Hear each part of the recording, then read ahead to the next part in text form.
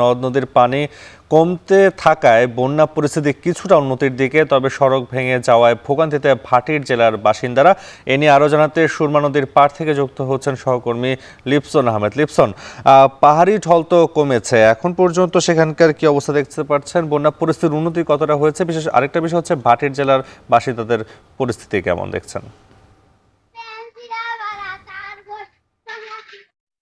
আসলে দেখুন, আমরা যদি বলি যে এপ্রিল থেকে শুরু করে জুন, জুলাই এই ৩ মাসে কিন্তু সুনামগঞ্জে যে ২৫ লাখ মানুষ রয়েছেন, সেই ২৫ লাখ মানুষ কিন্তু বন্যা আতঙ্কে থাকেন। বিশেষ করে যদি বলি এপ্রিল মাসে যখনই পাহাড়ি ঢল নামে তখন কিন্তু আসলে হাওরের যে বরুদান সেটা কিন্তু আসলে তলিয়ে যায়। যার ফলে ওই সময় থেকেই কিন্তু জুলাই পর্যন্ত কিন্তু এখানকার মানুষ কিন্তু বন্যা আতঙ্কে থাকেন।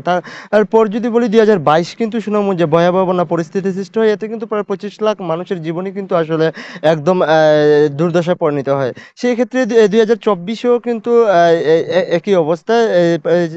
প্রায় ১০ দিনের ব্যবধানে কিন্তু ২ বার সুনামগঞ্জ বন্যা আক্রান্ত হয়েছে। যার ফলে কিন্তু পৌর শহর থেকে শুরু করে গ্রাম অঞ্চল পর্যন্ত কিন্তু এখানকার মানুষের জীবন কিন্তু এখন একদম আসলে নাজেহাল হয়ে পড়েছে। বিশেষ করে যদি বলি আমরা আজকের বন্যার যে পরিস্থিতি, আমরা যদি বলি যে কিছুটা উন্নতি হয়েছে। সুনামগঞ্জে যে নদীগুলো রয়েছে অর্থাৎ সুরমা, কুশিয়ারা, জাদুকাটা সব কয়টি নদী কিন্তু এখন যে পানি এটি কিন্তু বিপদসীমার নিচ দিয়ে প্রবাহিত হচ্ছে। তবে বন্যা পরিস্থিতি উন্নত হলো, তার যে ক্ষতচিহ্ন এখন কিন্তু আসলে ভেসে উঠছে। বিশেষ করে যদি বলি আমরা গত ৫ থেকে ৬ দিন ধরেই কিন্তু সুনামগঞ্জ জেলা শহরের সাথে কিন্তু তাইপুর উপজেলা সরাসরি সড়ক পথে যোগাযোগ বিচ্ছিন্ন ছিল। তবে আজকে সকাল থেকে সেটি সচল হয়েছে। দরাবাজার উপজেলার সাথে লক্ষ্মীপুর, সুরমা সহ কয়েকটি ইউনিয়নের যোগাযোগ বিচ্ছিন্ন, সেটিও সচল হয়েছে। তবে এই ডলের পানিতে দ্বিতীয়বারের মতো কিন্তু রাস্তাঘাটের ব্যাপক ক্ষতি হয়েছে, যার ফলে কিন্তু গ্রামীণ সড়কগুলো আসলে ভেঙে যাওয়ায় সেখানকার যে মানুষ রয়েছেন তারা কিন্তু চরম ভোগান্তির মধ্যে পড়েছেন। তারা কিন্তু ভাঙা সড়ক দিয়ে এখন চলাচল করতে হচ্ছে। পাশাপাশি প্রায় এই দ্বিতীয়বারের বন্যা কিন্তু ২ লাখেরও বেশি মানুষ কিন্তু পানিবন্দী ছিলেন। তারা কিন্তু আসলে পানিবন্দী